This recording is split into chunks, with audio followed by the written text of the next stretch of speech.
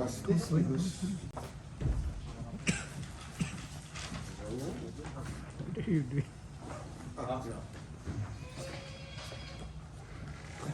Okay, this will be studied in a day. So let me. Okay. So the first class we have studied the general idea of NoSQL and graph databases within this NoSQL paradigm, and we started talking about graph databases in the second part of that class, and I showed you this relational implementation, how you can, in relational databases, you can also do many of the things you can do in graph databases. We also mentioned that in general in NoSQL, partly because of this schemaless design, in which, just to remember, schemaless, remember that meant that you don't have to comply, instances do not have to comply to a predefined schema, but of course you can induce any schema from any database instance. But given that, we commented that it is important in general in NoSQL databases, and in particular in graph databases, to have an idea, at least an idea of how these databases are implemented, are underlying implemented. Because depending on how these databases are implemented, they will be appropriate for some queries and not appropriate for some other ones. So the idea in this part of the lecture will be just first to give an idea of different basic graph implementations in the general sense. So many of them you probably know from data structure courses, but we're going to be referring to on these based implementations rather than the ones you usually learn in data structures, where these classic methods are thought to be implemented in main memory. But then we will comment how, at least to give an idea, of how Neo4j, which is the database we're working with, is implemented, based in part in these basic structures. So there you will have at least a notion of how, what does Neo4j do when it does, when you submit your queries that you are going to be submitting in the in your activities. So first, let's talk about database models.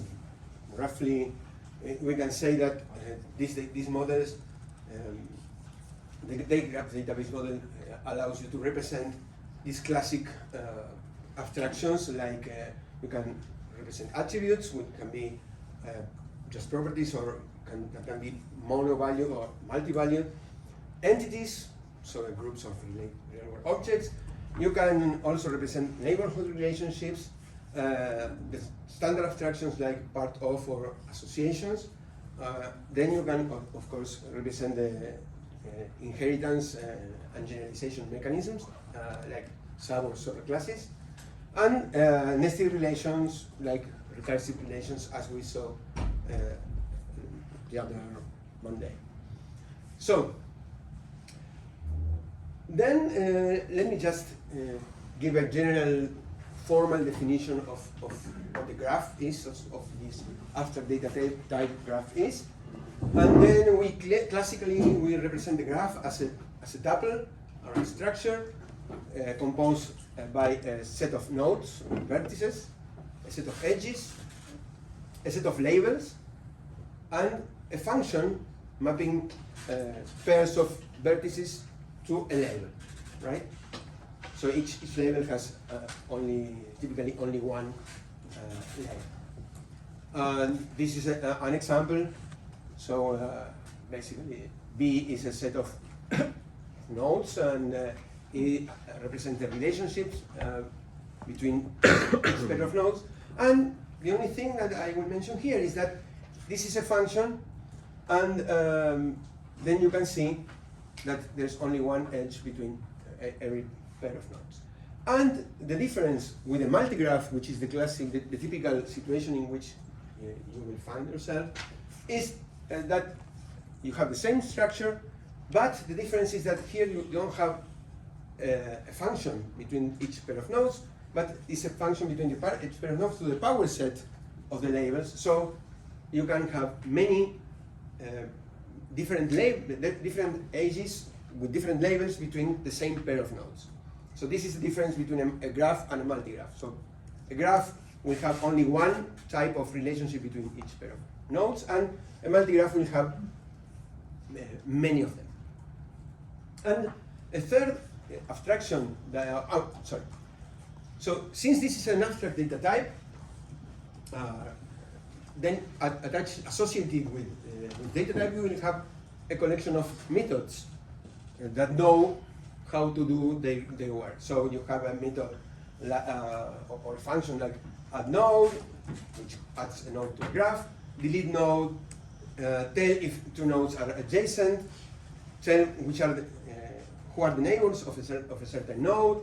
Then you can know how to add an edge to a graph, delete an edge from a graph.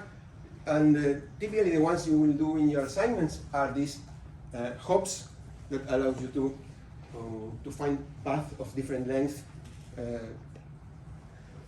from one node to another and so on. But of course you can, any system will allow you to define your own functions. And for example, in Neo4j you have many libraries. Just one of the reasons of the popularity of Neo4j is that there's a huge community of people developing new functions, and then you have a lot of libraries adding functions like this to the abstract data type that is the basis of Neo4j. So the third abstraction I want to mention, because it represents many situations in the real world, is the notion of hypergraph. So a hypergraph, different from a graph in which you have an edge between two nodes. In a hypergraph, you have a structure which we call H, consisting in a set of nodes, call it X, and a set of non-empty subsets of X called hyperedges. So here you will have this hypergraph consisting in one edge, E2 for example, containing two nodes, B2 and B3, and then E1, which is a hyperedge composed of three nodes, E3, which contains nodes B3, B5, and B6, and E4 containing just E4. So, for example, here you can have that. You can see that X contains all these nodes. It's a set containing all these nodes, and E is a set of subsets of X. E1, E2, E3, E4 with the corresponding nodes. So this is the hypergraph abstraction as a set of hyperedges, and that can be represented by a matrix in which we have the edges in rows and the vertices in the columns, and you have a one if the vertex belongs to a hyperedge. Why is this useful?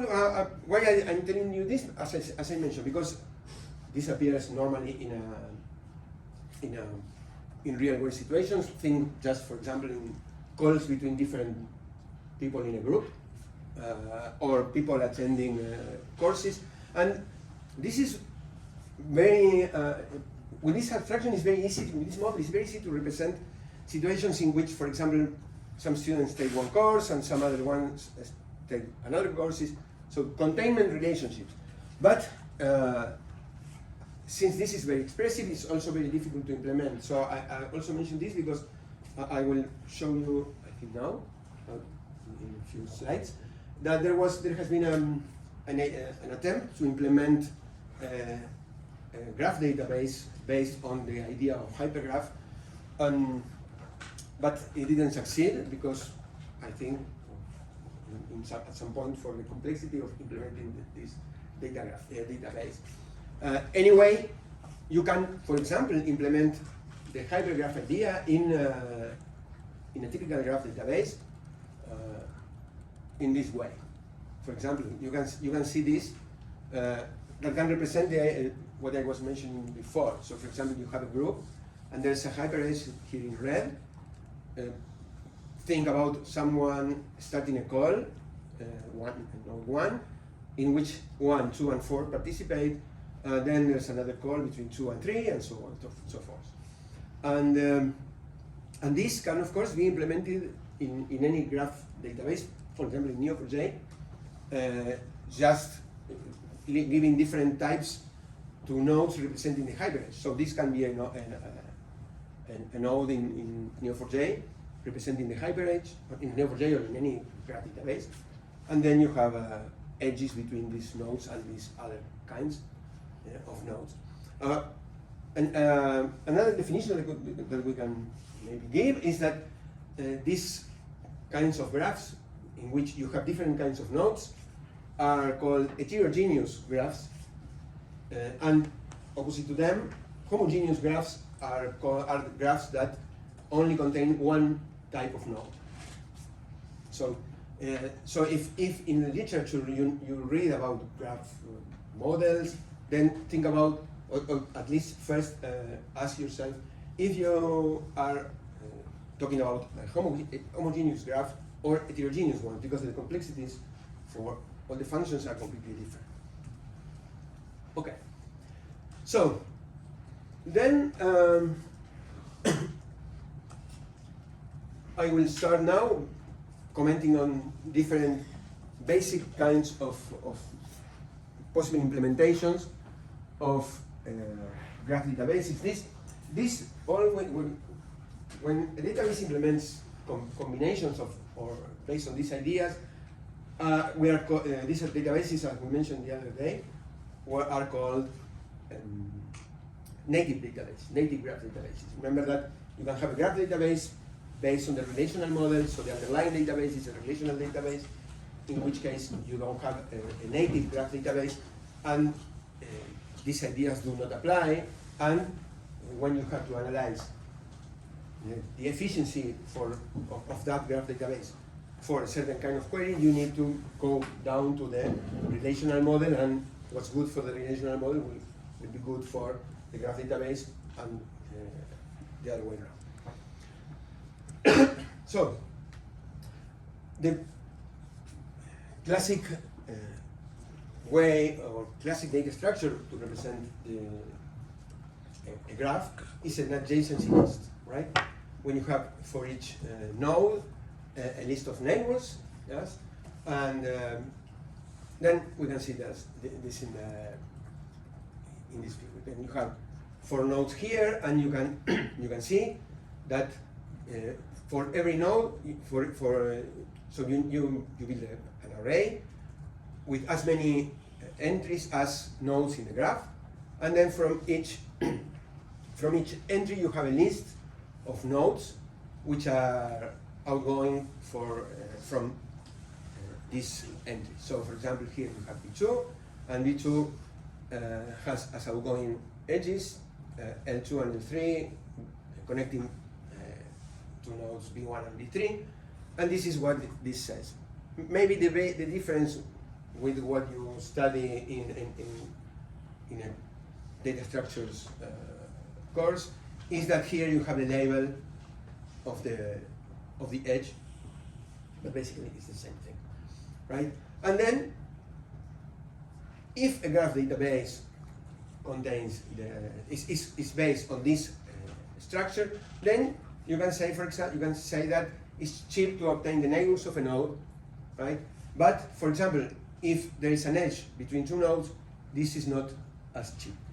So this is why, as we will see with Neo4j, real-world graph databases implement not just one of these ideas, but a collection of these ideas, a mixture of these ideas with some ad hoc implementations to make this navigation or path traversal efficient. Excuse me, Right. sir. Can you explain detailedly, like, why it's not cheap when there's an edge between nodes? Oh, because you suppose if I want to see if V3 and V4 are connected, you need to go through all this, through each entry, and then go again and follow the path. So this is why it's not that cheap.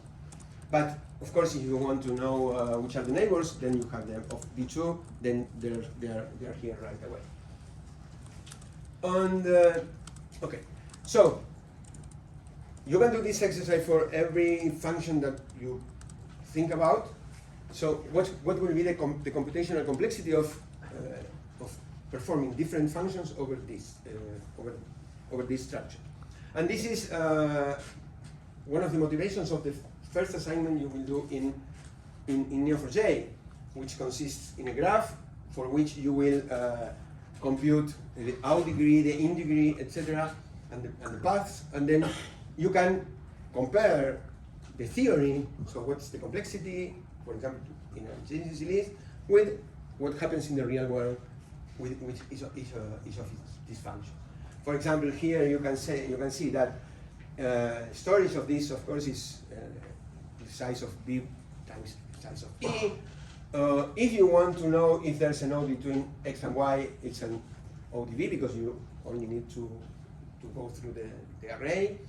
And these are the complexities to find the different functions and compute the different functions at the out degree for all vertices, the in degree of a node, etc.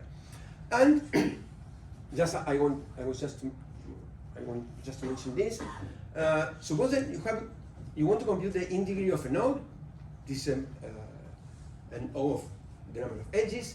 But if you want to compute the in degree of all the vertices, you have an O of B times E, because you need to go through each time for each vertex you have to go through all the edges.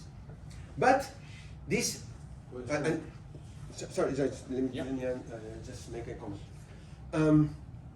However, think that all these complexities are computed assuming that you don't have any additional structure, which is the case in real world with any real implementation. So you never have your data structure like that, and that's it. Normally you have auxiliary tables and auxiliary arrays.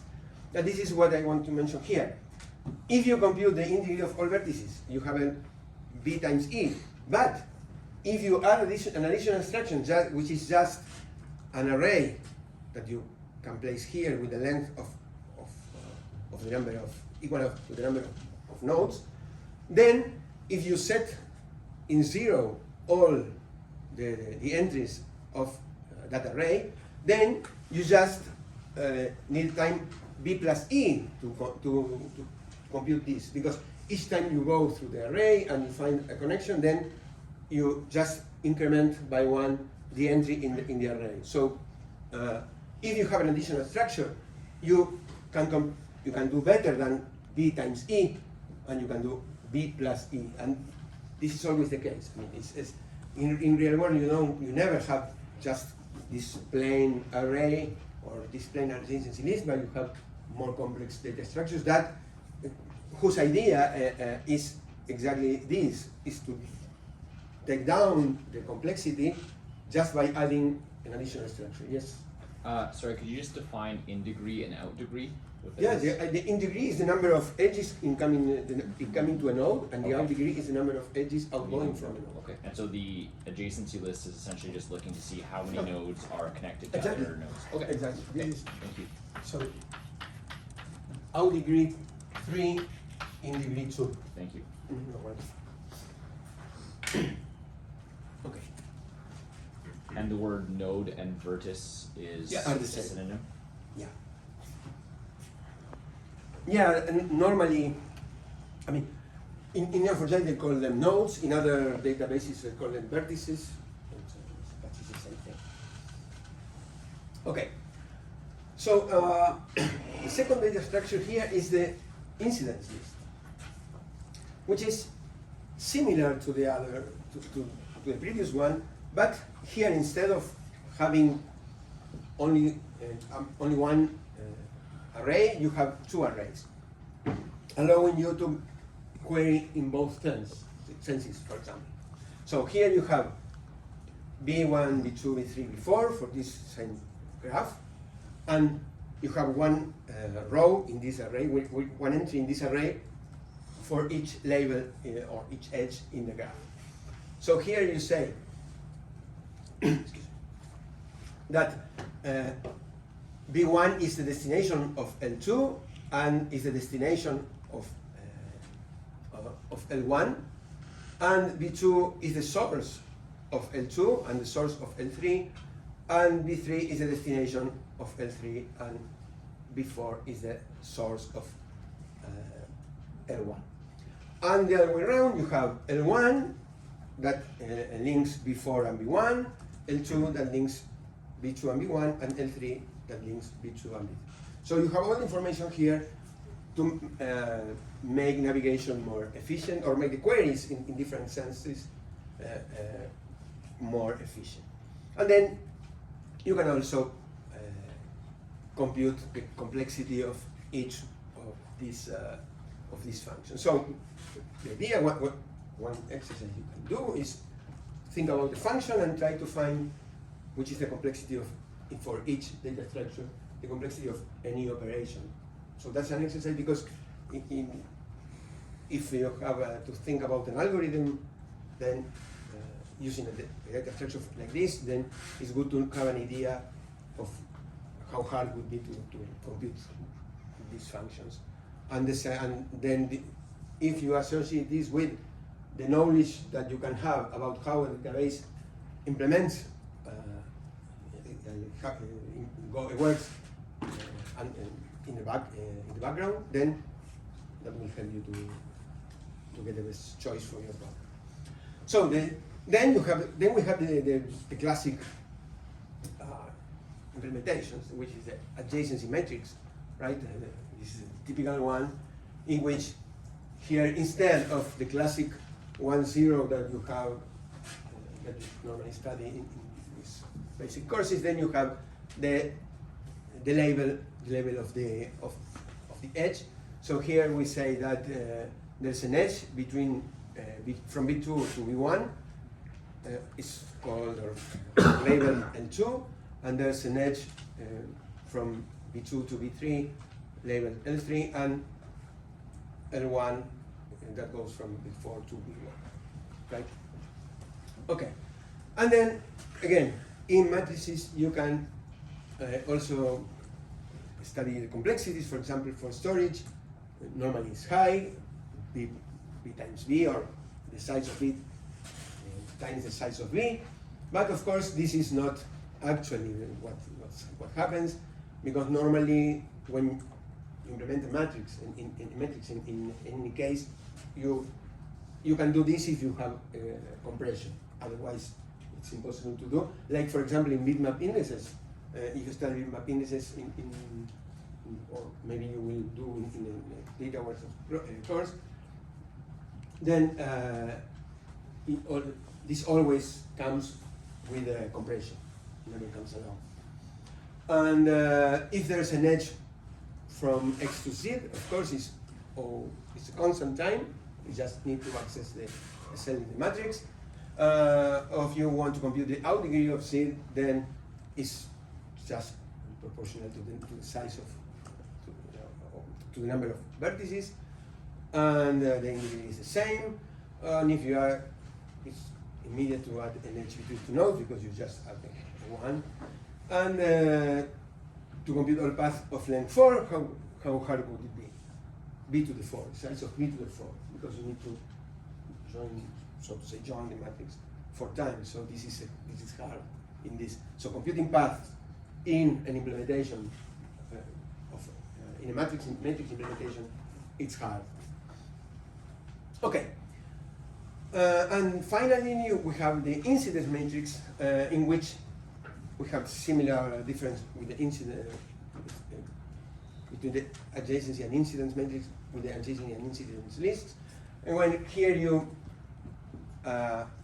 besides saying that there's a node from an edge between two nodes, here you have in the columns you have the labels, in the rows you have the vertices, and you also say that there's a node, it's an edge incoming to B1, label L1, and there's an edge incoming to B1, label L2, and so on and so forth. And again, all the same complexities.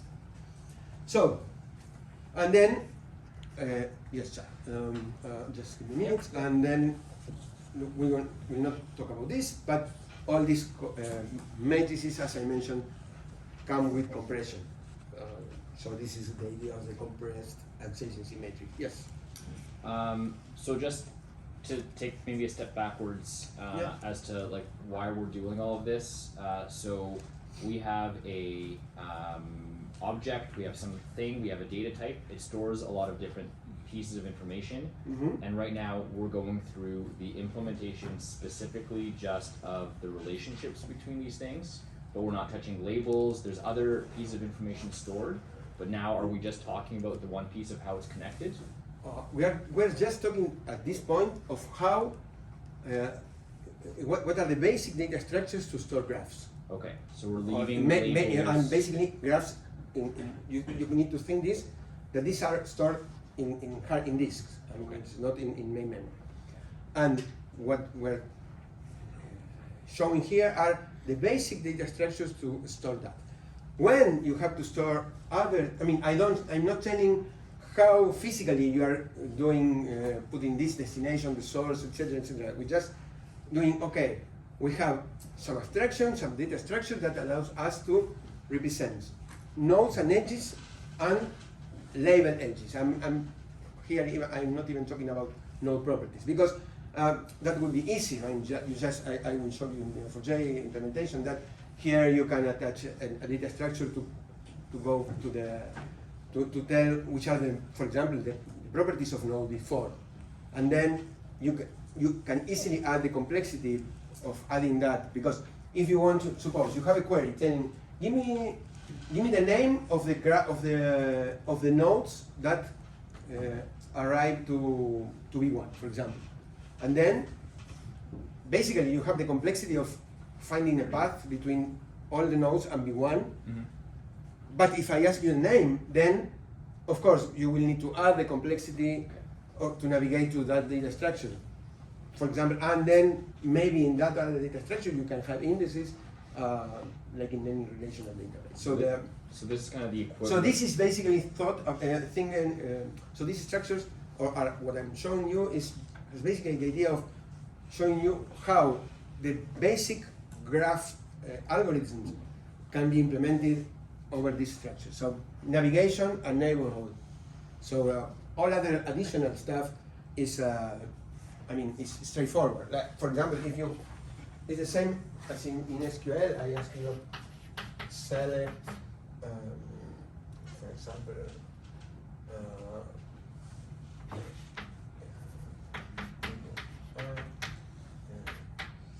T1 would be from T1 or the join condition, right? If these A and B are the keys, the primary keys of T and T1, then probably if you have these tables indexed, you don't need to access the tables. You can go to the indices right away. But if you need to, for example, if these were names, then you probably have to, apart from doing the join and accessing the index, for example, if you do an index on, then you need to access the table because you need the name. It's not enough, the keys are not enough. This is the same. Okay. Just a quick question. Yeah. What do you mean about compression? Compression is, for example, when we you have the whole matrix, so some of the nodes won't connect each other. no compression means that that I have a compressed way to. I mean, instead of representing this matrix, for example, let us do it with an array of this. I mean, suppose you have a 1, 0, 1, 1, 1, 0. You don't need to 1, 2, 3, 4, 5, 6, 7. You don't need to represent the 7 entries. Maybe with some way of saying, okay, this comes a 1, then a 0, then 3 times a 1, then a 0, and so on. Of course, in a bit fashion, bitwise fashion, right? So I don't need to. If this is long enough, this will be more efficient in terms of space than representing all this. And of course, if instead of that you have also a matrix, this is one order of magnitude worse. So it's, this is the idea of compression. So there are books on data compression. That is why I don't go through this, but this is the main idea. It's like when you, I mean, compression is the same when you compress a file, right?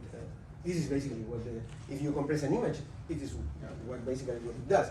So all these, for example, a black and white image, all of these, the ones are black and the zeros are white, and then you don't need to say, to represent all the image, you just say, this is the neighborhood is all white, and you represent that in a compression.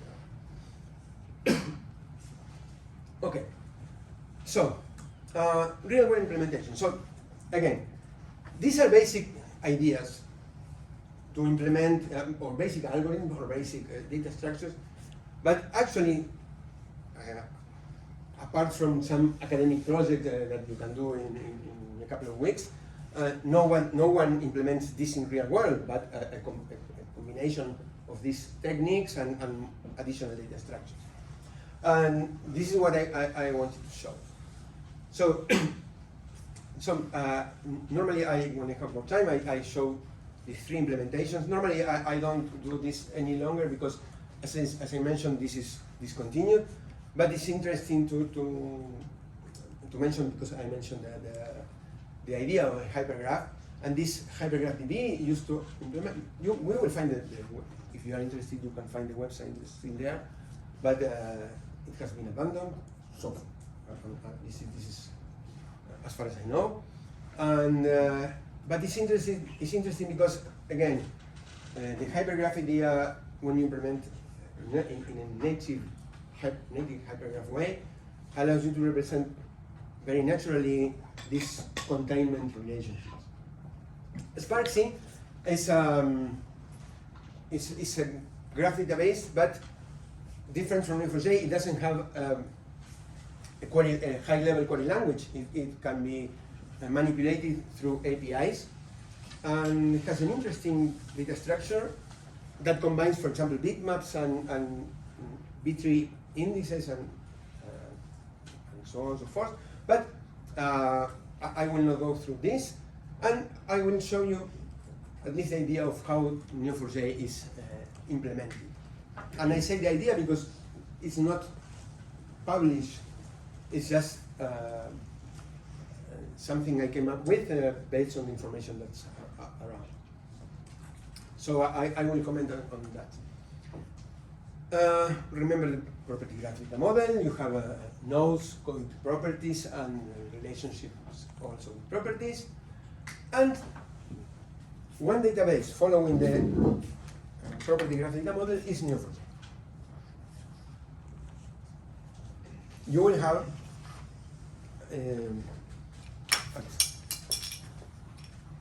a document in which you will have instructions of how to download Neo4j and how to load Neo4j. The database is the dumps. I left you, or you have it on the website,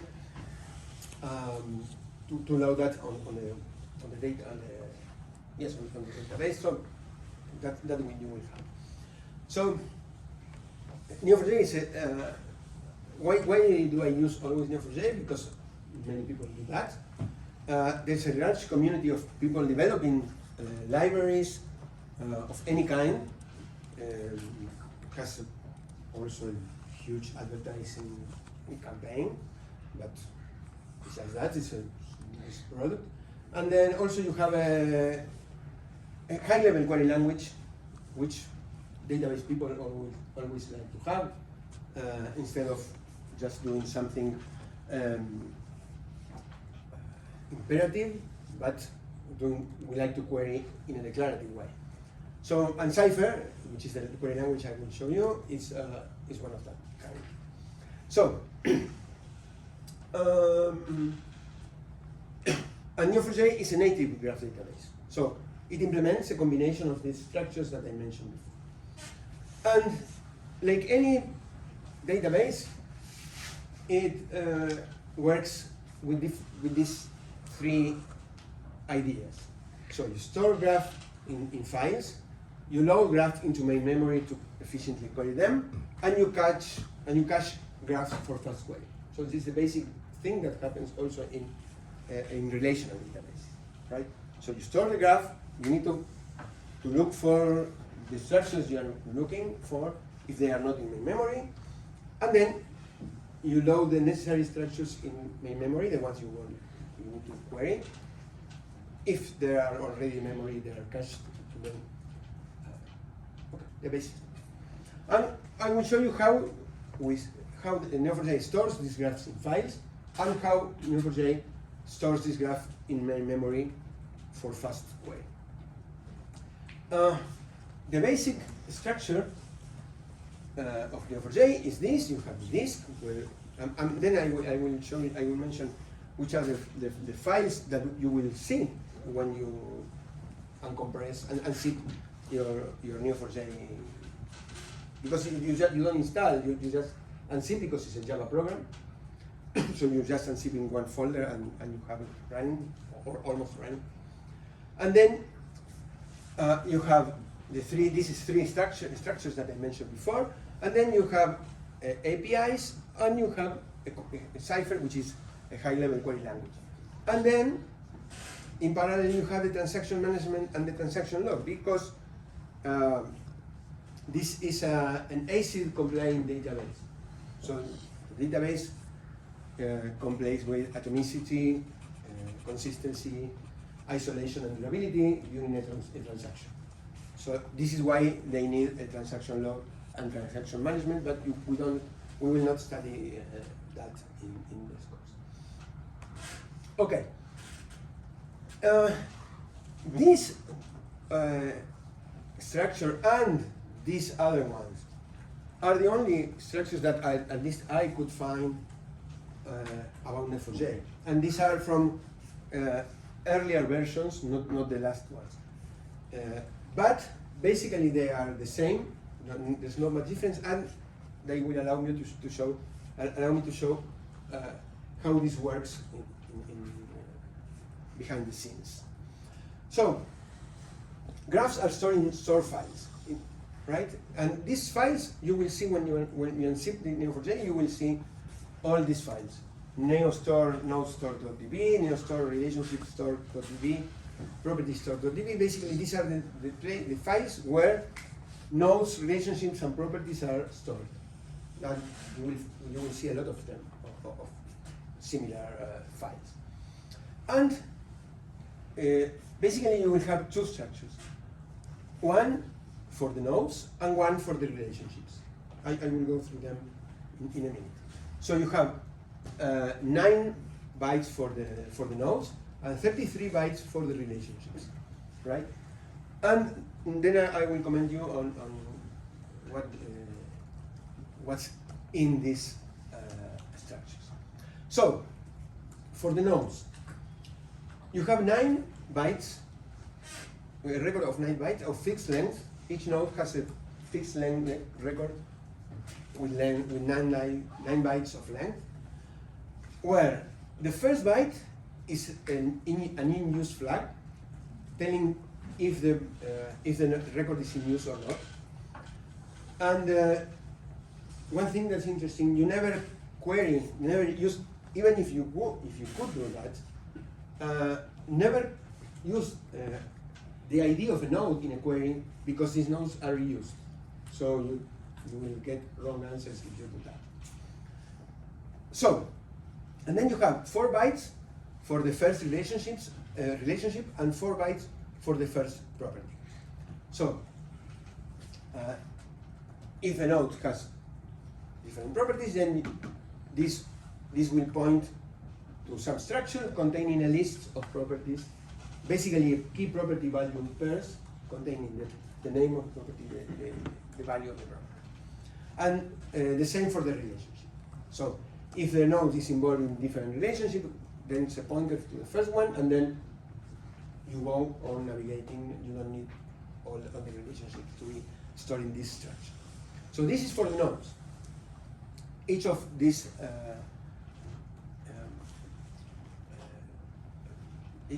and next property ID and next relationship ID is a 4-byte length. Has a length of 4 bytes. Fixed length. Why fixed length? For efficiencies. So if you have variable length records, of course they are more space efficient, but in order to find a new record, you need to go through all the list or through all the file, and in this case you just need the offset, the initial point and the offset, and then you are in the node. So this is why all of these things use fixed length records. And then you have this kind of records for relationships. And this is more complex. So here you have, again, an in-use byte, and then you have the address of the first node in the relationship, then the address of the second node of the relationship, then you have the relationship type, and then here you have the previous, I will show you with an example, the previous relationship for the first node, and the next relationship for the first node, the previous relationship for the second node, and the first relationship and the second relationship, the next relationship for the second node. What's the idea? The idea is that this is a relationship, and you are here, for example, in node 1. But this first node, this node in the relationship has different relationships. This is the previous one, and this will be, for example, the next relationship for the second node. So what's this trying to achieve? Full navigation through the graph. So you can enter any node and you can navigate through all the graph. This is what this structure need to allow you. And okay, and the properties, I will talk about the properties in this example. So then I came up with this idea just to figure out how this goes on. This will happen. This, remember, is on disk.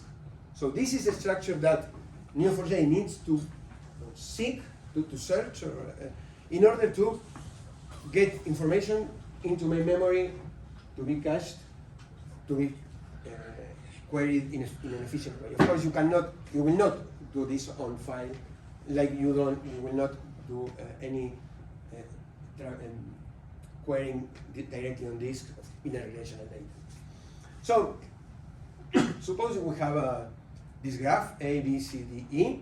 We have a relationship labeled R1. These two edges are labeled R1, and R1, R2 are the concrete instances of the relationship. Again, R3 and R4, which is of type R2. And then you have different key value pairs, properties P1 and P2 for node A, P1 and P4 for node B, and so on and so forth. So, unstructured data, right? So, how can we imagine that this is stored, following the ideas, these basic structures? So, for example, we have a table for nodes. You can think on this abstraction. I mean, of course, it's a sequential file, but you can think of this abstraction, in which you have one entry for each of the nodes, A, B, C, D, E. remember that we have this idea of the node going to the first relationship and the first property. So you have MP1, for example, which is the next property. That goes to a table properties where you, for example, can put together properties for the edges or for the nodes, well, doesn't matter. And MP1 will have the pair P1, B1. And then you have the second relationship. So we have a pointer to MP2, will take us to P2, B2, and then we have nil, and this finishes. This is what I was mentioning before. So you get your node, and then you can access the list of properties, and of course, if this is long, normally this is short, but I assume that the system, sometimes this assumption is not quite right, but we assume that these systems do these searches in an efficient way. Okay, so here we have, this is how the properties of the node are accessed. So going back to what you were asking, if I'm thinking on how to navigate this graph, then I need to add the additional cost of going through the properties. So if Neo4j needs to retrieve a portion of this graph to take this graph into the main memory, then you need to think not only on traversing the graph, but also in accessing this additional structure, because of course you will need not only the nodes, but also the properties in this case. So this is why these additional structures need to be efficiently accessed. So now I'm going to go through this relationship table, but keep in mind what I was telling you before.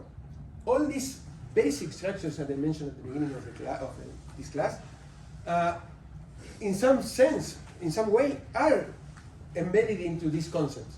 But no one in particular is used. It's a combination. Because what's the idea? The idea is that you can traverse this graph as in a double linked list. So you can go from any node to any other node, right? And this is the idea. But underlying these ideas are the basic adjacency lists and so on. So now let's go to the relationships table or file. Actually, we see this as a table, but actually it's a file. And then we can see R1 in A. Remember, the pointer to the first relationship, R1. So this is, remember this node, the first relationship? This is the pointer to the first relationship. And here you have, the first node in the relationship is A, the second is B. And then you have the entry for the relationship type. Again, a pointer to another structure. We don't know, maybe they encode this here, I don't know, but for simplicity I assume that we have another table where for each ID we have the name of the relationship. Okay, and then we say that here we have the previous relationship for the first node. We don't have any, so it's a nil. The next relationship for the first node is R3. And why do we need this? Because at some point, suppose that you navigate this in a depth first way, you go here, and then you go back, and then you need to go to reach E. So you need to keep this this next relationship for the first node in order to be able to navigate the whole graph. So this is why these structures are thought for. And then the second previous doesn't happen. We don't have a previous relationship for the second. So suppose that you are looking at this in the sense of clockwise, right? Then we have the second next is R2, right? So whether So why is it not before, for example? sorry? Why is it not the other? R4. Yeah, before. Like, why This does one it because prefer- I mean it's a convention. You just choose a sense of going through this relationship. The important thing is that is that you can reach all the nodes. It doesn't matter if this is the first, because if this is the first, it will be if this would be the second. Then at some point we will do a different structure. Say, Okay, the previous one would be R2, so it's the same. We just choose clockwise navigation or navigation sense, and that's it. So here we say R2. So now what I'm doing, I am saying that now I can go from A to B, and then I can go on to C. But when I go back, if I go here, R4 for the second relationship, right? When I'm in the second relationship, which goes from B to C, the next for the first one. So you see what I was saying. The next for the first one will be R4, and then what does this allow us to do? We can navigate in a depth first fashion. So we go from I to B, from B to C, and then following this table, we can backtrack and go to R4, and then go back again. And using this information, you can reach E, and then we can reach all the nodes. And this is the idea. So the idea is that using these structures, which basically, if you look at this in that way, are combinations of these basic ideas I mentioned at the beginning of the class, then you have combined all these strategies in order to be able to efficiently navigate this graph. Why? Because we want, at some point, to load part of the graph into main memory to the cache, which is what we have here. So, this is the actual structure that Cypher queries in main memory. So all the other stuff, the system takes care of, right? It's a problem of the system how to take the graph to main memory using this structure, right? And now, yes, in main memory you will have this information. What's the information? You will have the same graph, but now I try to simplify this. This is what you will find on the web. I try to simplify this using this table. So you have that node of type B, which is N2, which will be this, has incoming relationship R1, outgoing relationship R2, R4. And node N3 of type C has an incoming relationship R2. And then you have another table with the types and the property key values. So now you will actually, Cypher, when you query, will not query this structure. This structure will be accessed by the system in order to load this data into main memory. And then in main memory, this is the structure Cypher will use. Basically, what is this? An incident list. This is the same, right? And this is what Cypher will be querying. Okay? Okay, what's the time? So we can stop here and then go into Neo4j into Cypher. So we make a break, 10-minute break, and then we go on. Any question on this?